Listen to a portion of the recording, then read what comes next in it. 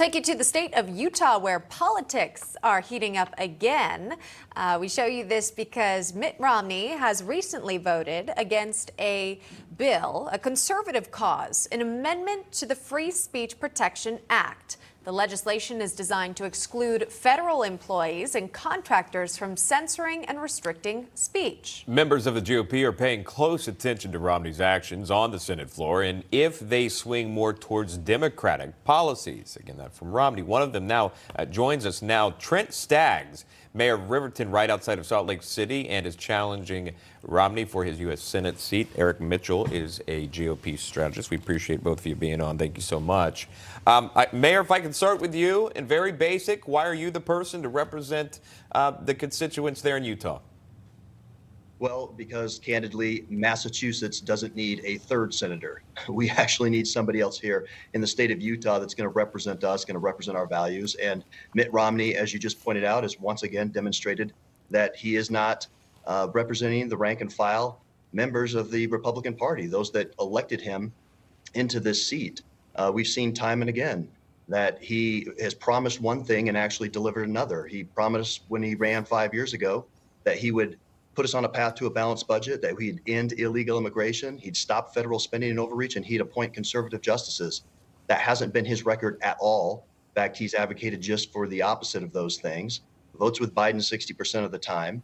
Enough is enough, I've said, and this is why we're running, and we've built quite a great coalition to go ahead and be a senator from this great state. You know, it's not the biggest surprise that Mitt Romney is not the former president, Donald Trump's biggest fan. In fact, he's spoken out several times against the 45th president, saying donors who are backing someone with a slim chance of winning should seek a commitment from the candidate to drop out and endorse the person with the best chance of defeating Mr. Trump. Our party and our country need a nominee with character, driven by something greater than revenge and ego. Again, that was a Wall Street Journal opinion piece by Utah Senator Mitt Romney. So, Eric, I'll go to you. Based on your understanding of the Utah Republican voter, which candidate is Mitt Romney really in line with sort of how other voters feel? Mitt doesn't follow anything his constituents want, just like the mayor said there. He went one way and votes the other way. When you vote 60% of the time, the way that the Biden administration wants you to vote, that's not standing and going the party line, especially with the border issues. He's time and time again voting against anything to stop our very open borders. He supports them going after the state of Texas with the new border, the thing they have in the water that's keeping people out that seems to be offending the Biden administration that is doing its job. This is time and time again. And this is the problem that we have with a lot of the GOP is these folks are no longer loyal to the party. They speak out against President Trump. And it sounds more like a sore loser. As we all know, Romney lost going up against Trump. So he's always kind of had this bitterness towards the former president. And it's just odd. And he continues to vote against the way we want and going against what his constituent wants. The great state of Utah needs to be represented by the voice of the people that they're voting for to follow what they're promising the people of Utah to how to represent them properly. And Mr. Mayor, obviously you have what you're seeking, and there are obviously others seeking a much bigger office, right? The White House. This in 2024. I'm curious to know where you stand. Do you have a candidate that you're looking at? Is there one that you would vote for? Yeah, absolutely. In fact, I've gone on the record now supporting President Trump. I think that we need to have his leadership again in the White House. I actually just put out, you mentioned the op-ed that Romney published in the Wall Street Journal. I had one this morning in the Washington Times that just delineates the reasons why. I mean, I saw firsthand my residents, my constituents here in my city and my great state benefit tremendously from the policies that Trump was able to implement. I mean, the tax cuts from 2017, energy independence. Don't we all wish we could have $2 a gallon of gas again? And conservative justices, of course, that's been a huge win for us.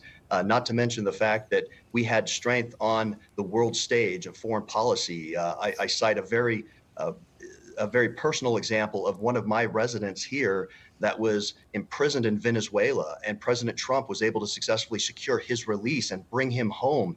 I mean, we just don't have any of that today with this Biden administration. It's so corrupt. And this op-ed that Romney put out there, I think that donors have just given it this collective eye roll, if you will, because once again, Romney's just so out of touch. He doesn't understand why Republicans here in the state and across the country have shunned him.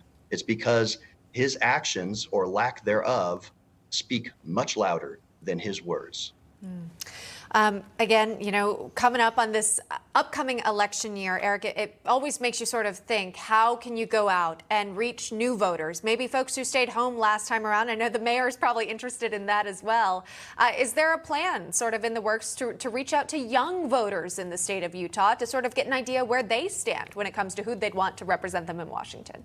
Absolutely. The GOP's whole target is the younger voters, right? And I think we're all seeing that as you look at Mitch McConnell. He was booed over the weekend, and they were chanting for him to retire after he got stuck a week ago. I mean, we just have, it's like Jurassic Park when you look at DC, and we need young blood like the mayor to come in and actually stand for GOP values. And a lot of the younger generations that are conservatives that are out there that feel they don't have a voice, they want this young blood, because it's not always what we're looking for at president. Yes, it'd be great to have President Trump come back, but this younger voice wants to be represented locally and at state level, and they need that young blood, and that's what they're looking for. Because right now, when you talk to the youth, and I have them from all the way from 26 to 16 in my house, I can tell you when I ask them the question, they want somebody who's going to represent them and talk about things that they care about and not be out of touch billionaires who would rather sit in Massachusetts enjoying all their billions of dollars from their slush funds and out of touch with their constituents. That's what the youth today is doing, and that's what the GOP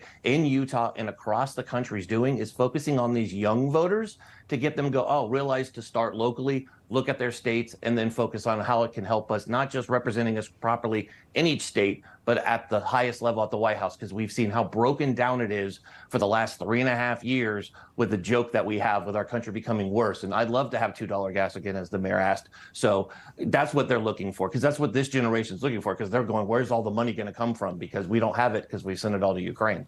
$3.83, that's the average for a gallon of gas, according to AAA right now. So still almost at $4 right now. That's the average. Higher in other states. We appreciate Mayor Trent Staggs, Eric Mitchell. Thank you for your time.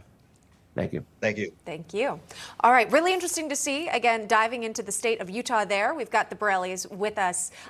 Interesting. We want to go after the young vote, Deneen. Is there a conservative interest for younger voters? We often talk about college campuses skewing more liberal, but is this a more secret voter? Well, I love his Jurassic Park line. He's absolutely right. We have way too many folks who are still in office, and they should have been gone long ago because they make it a career out of it. But young voters are huge. They are very important, and it's important for them to understand how everything works in terms of government and how they are affected personally with the inflation and the rising prices on everything. College, you should pay for your own college. Don't expect someone else to pay for it. I mean, these are just some of the things that you could talk about young voters to get them to understand and to also get involved, to play a role. Let's go back to the candidate, too, the Utah mayor there that you just heard. He wants to unseat Mitt Romney, Senator Mitt Romney. But there's always been questions about Mitt Romney and his voting record, right. who he sides with, at least according to Republicans. Does this mayor have a shot? We'll have to wait and see. Obviously, Mitt Romney has a lot of money, personal, no doubt. Being a present senator, he probably has a lot of campaign money as well. But I think it's courageous for people to stand up for their principles, especially against a power figure like Romney. Yeah. One of the gentlemen mentioned that Romney threw a temper tantrum because Trump didn't hire him. And I believe that's true. And he's rich enough to do now whatever he wants. And too many people, when they get elected, they forget their role is to represent the interest of their constituents, not represent their own personal interests. Yeah. We're seeing that obviously on the left, but we'll also see it on the right once in a while as well. Yeah, very interesting. All right, appreciate the Borellis weighing in